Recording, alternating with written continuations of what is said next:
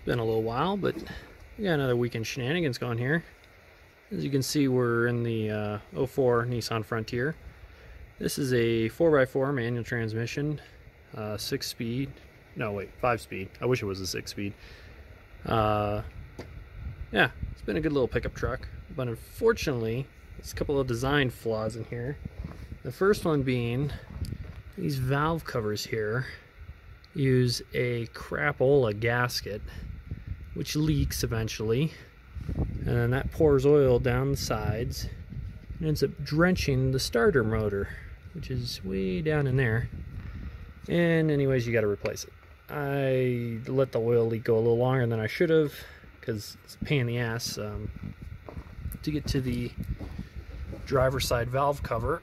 You notice the intake runners are off, so you got to remove those, and it's, oh my god, pain in the ass extraordinaire.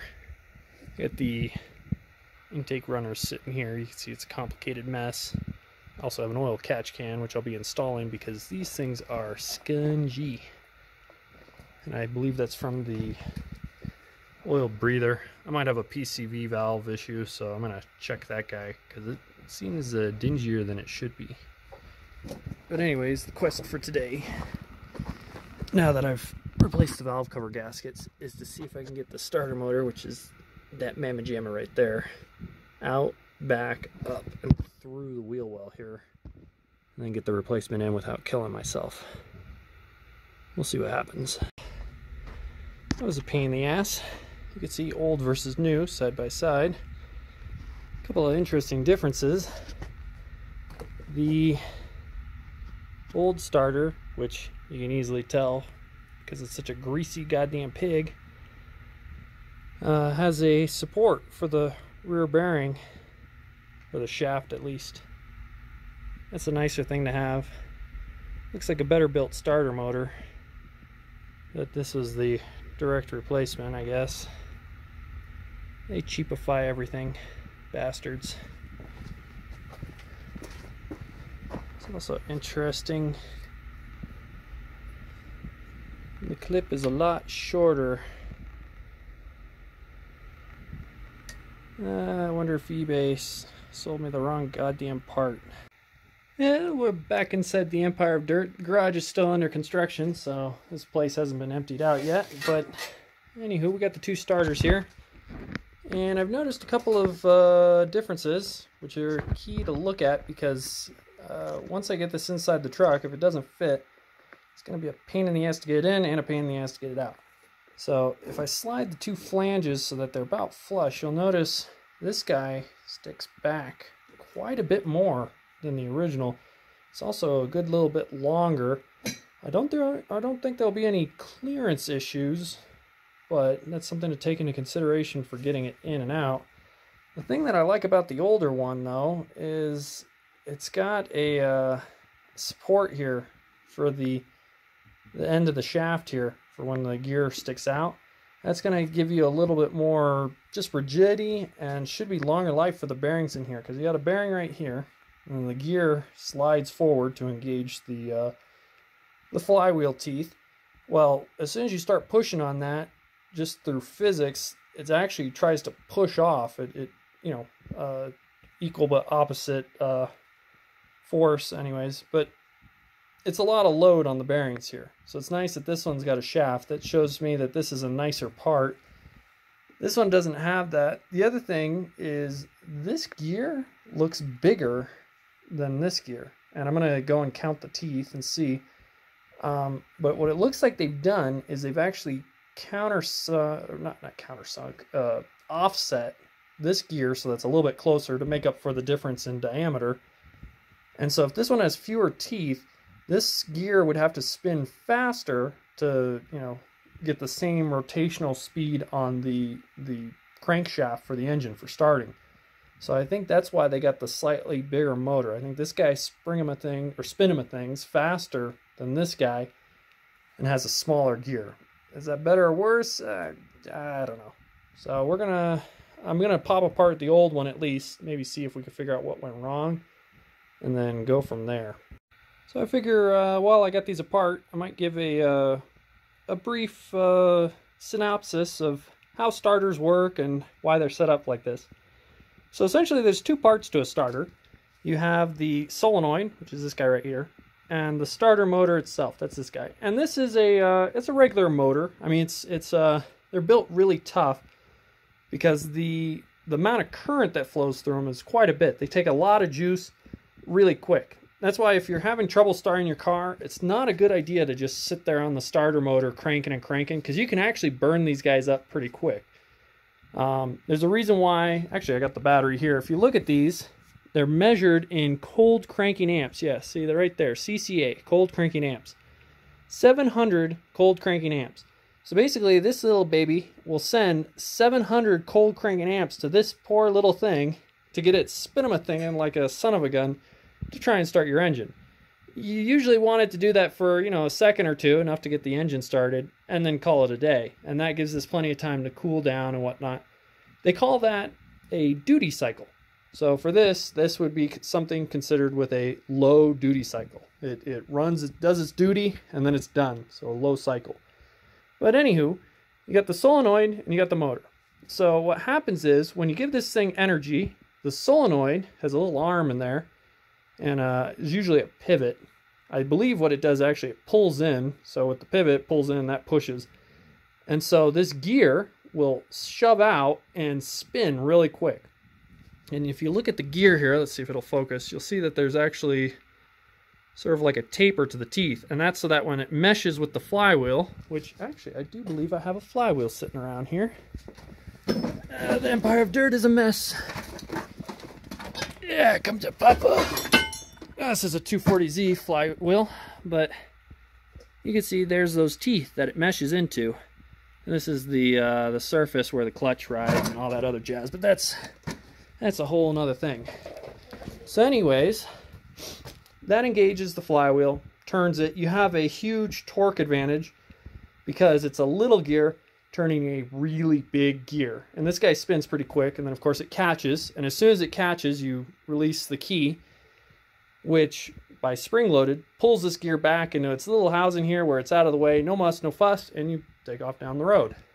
Well, this guy, when I applied power to it, it clicked, it sparked. This guy, the solenoid, tried to push it forward, and it did actually push it forward, but it did not spin.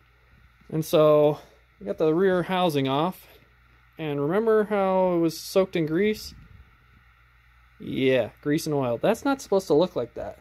And the other thing, okay, these are the brushes that transmit the power to the rotor. Look at that. Oh my God. Those brushes are not supposed to look like that. So what's happening, oh, there's a little chunk of copper falling off in my hand. I don't know where the hell that's from. Probably got a little toasty. Drop that off there. And look at the brushes. I don't have a motor sitting around here, but those are supposed to be shiny. Alrighty, here's the brushes cleaned up, kinda. You can see there's quite a bit of pitting on the brushes. Not a good sign. It looks like it was arcing as it sat there trying to make connection. She was kind of struggling a little bit before she finally gave up the ghost. Ooh, you can see it looks like a trashed brush there. We're going to scrub this up and see what it looks like. But one of the things I forgot to mention, this isn't direct drive to that output shaft. It actually has a planetary gear system in it, which gives it even more torque than it would normally have. And let's see, I don't know if you can see it. There's the planet gears right there. So these things are pretty powerful. If you were holding on to the shaft on this, I don't think you could stop it if you gave her some juice. They're pretty strong things. So anyways, let's clean this up and see what it looks like. Alrighty, so back from the parts cleaner. And as you can see, that's what they're supposed to look like. Maybe a little shinier than that. But, okay, give it a little spin. It's, ugh. Oh, she's looking spicy. Something let the pixies out right there. And over here, she's she's ugly. Uglier than sin. So what I think happened, my theory, is that woo, a little strong with those magnets, is that grease and grime, oil was getting in there, and then the brushes, as the brushes naturally wear, they actually leave a dust, and that mixed with the oil, and you basically got a conductive substance in there, and either it, I don't know, it bridged a contact, or I don't know what the hell happened. Something got bridged, or something was blocked off. Maybe only two of these brushes made contact, or only one, or it arced between. But either way, pixies went where they were never meant to go. And remember, 700 amps of power at 12 volts, or yeah, it's a good little bit of juice. I don't know if you've ever seen a wrench across the terminals on a battery. They turn red hot. I've seen smaller wires explode. So yeah, long story short, this starter motor is done. Well, while the soldering iron heats up, I'll show you some of the stuff on the bench. We got a Heathkit voltmeter that's been slightly modified. That guy's on repair mode. The Heathkit high voltage power supply is already all finished. A couple other different projects going. This is a frequency counter, Nixie tube, really cool. And of course the drone project continues. The other board I had took a dump, so we got a new one. Non-stop fun here on the electronics test bench. But anywho, aside from that, here's a quick look at this. So you can see they got a soldered connection here, good solid joint, and then a mechanical strain relief right there. And this guy also doesn't seem to have a mechanical strain relief, which is not super great. So I'm debating if I should just put a decent spade terminal on this, nip this guy off, and then just wire that right in like that. I don't like that this doesn't have a strain relief. So I consulted with my father, who's an electronics engineer, and he recommended that I just put a, I know I've been calling these spade terminals, these are blade terminals, but, you know, potato, potato. Anyways, he recommended that I put a blade terminal on the end of the old little loom here. And that way, if there's a warranty on this, which I think it's got a 1-year warranty, I don't void the warranty, which is really good thinking. And I'll just zip tie this to that cable there.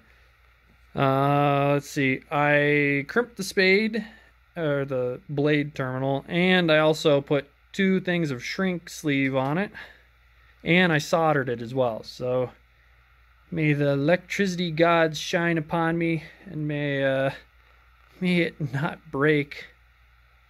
I think I got a pretty good connection there, so should be good to go. Time to clean the truck, which I've been procrastinating on because, God, it's gonna suck. So here's the thing. I like to consider myself a Nissan guy. My first truck was a 521 Nissan, or Datsun at the time. I have a Nissan 2003 over there. This is a 2004. I like their vehicles. But this engine, the VG33E, and the 2004 pickup, they shoehorned this damn thing in here. And whatever engineer checked off on this or designed this, someone should call Will Smith and have him publicly slapped.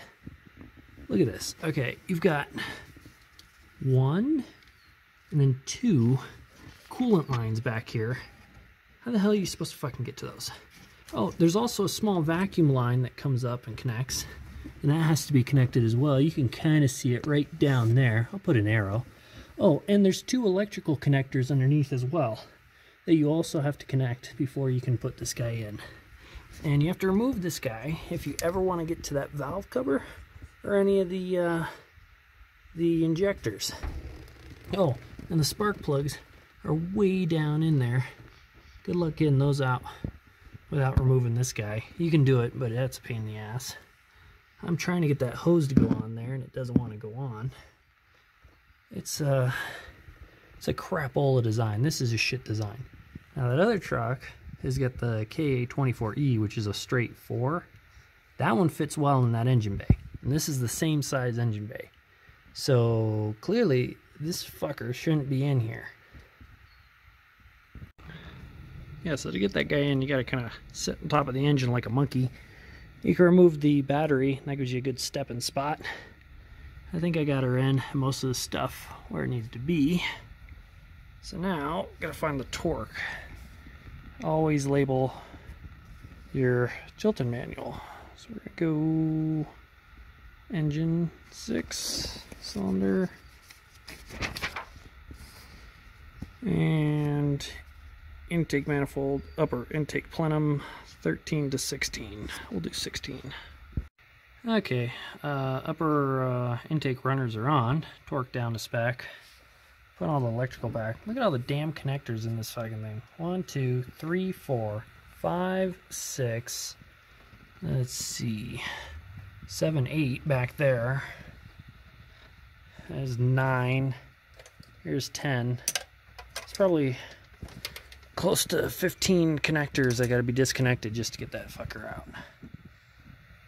What a pain in the ass.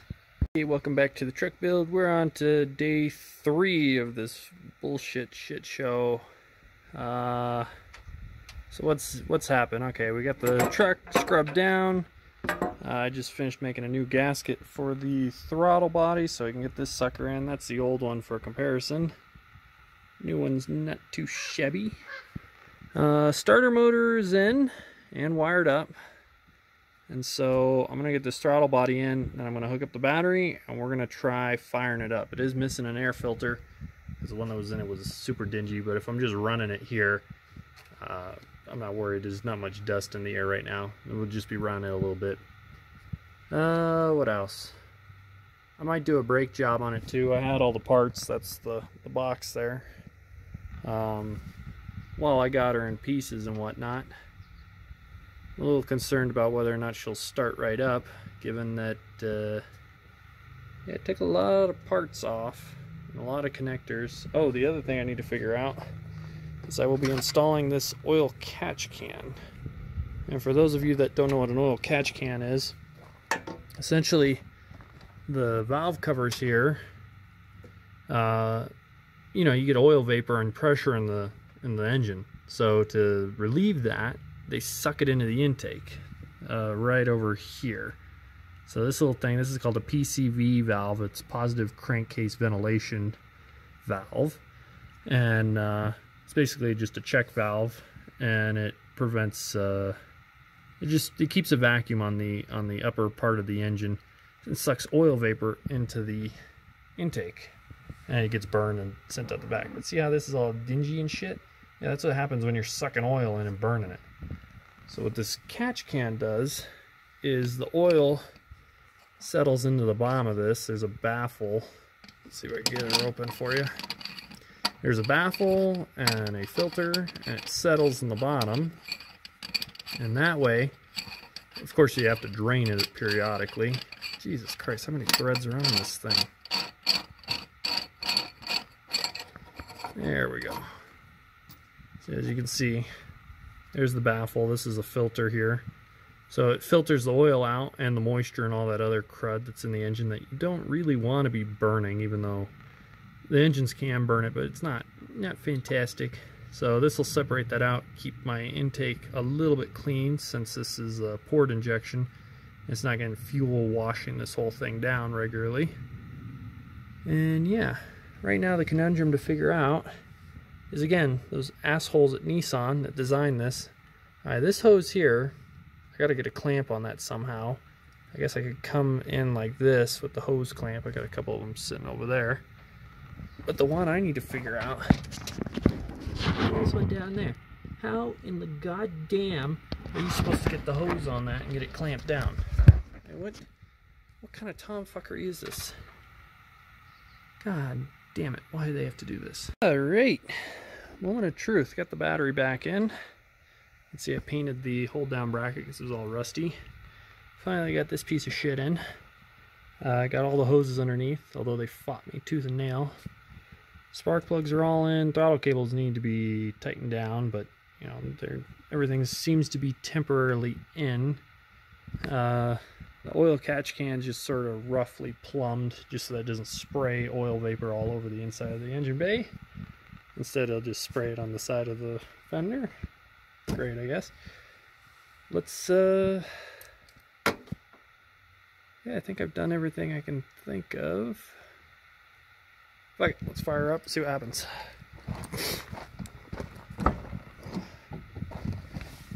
Alrighty. Make sure she's in neutral first.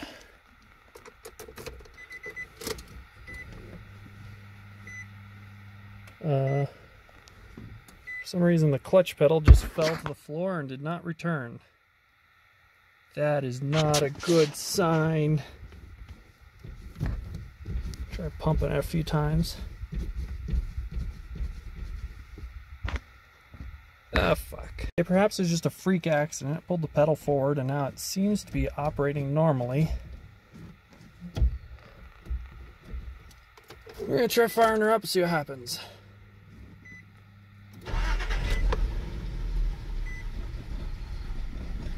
Oh. Oh, oh. She's idling rough. Something's not right. Alrighty. Problem solved, thank Christ. Good news is the new starter fires her right up real quick, so that's good. Apparently, the airflow sensor has to be sensing airflow, otherwise it gets very upset. Which kind of makes sense. I should have thought of that first. Otherwise, everything seems to be running fine. There's almost no gases and blown out of here, which is a good thing. Whoa. You can hear the PCV valve is working just fine. Should probably run a hose from that to here.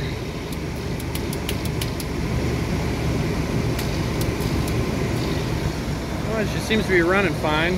Give her a little juice.